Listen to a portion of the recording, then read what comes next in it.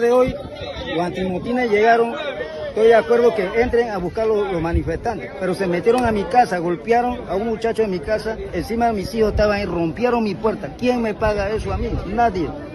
Usted me conoce a mí y ustedes muchos me conocen a la policía. ¿Qué hicieron con mi mamá? Le tiraron. Eso es lo que están haciendo. La verdad.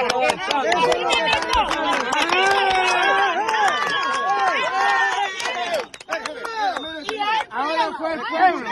El pueblo tiene para tirar para acá. El pueblo tiene para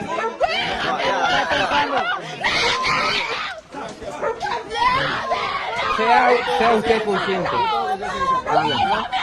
Lo que ocurrió, yo no lo puedo solucionar.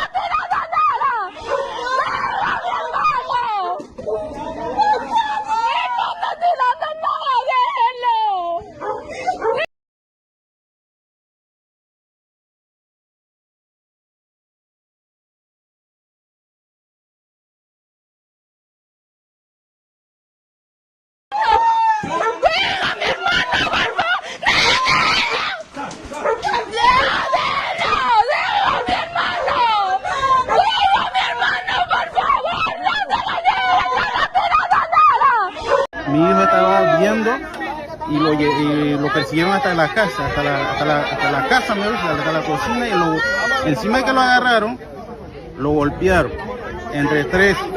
Y aquí tengo la evidencia lo tengo. Miren la evidencia.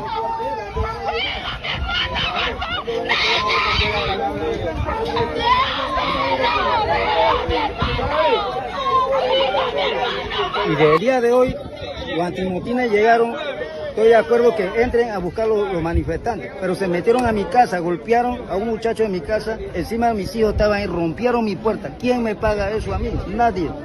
Yo soy una persona humilde en mi casa, trabajador, no le pido nada a nadie. El gobierno no sabe lo que está pasando acá, porque las otras que están comunicando están vendidas al gobierno. Nosotros aquí estamos pasando páramo. Por favor, ayúdenos. Que alguien venga acá, los internacionales que vengan acá a ayudarnos. Han golpeado a los pelados, lo han golpeado delante de nosotros. Por favor, ayúdenos, por favor.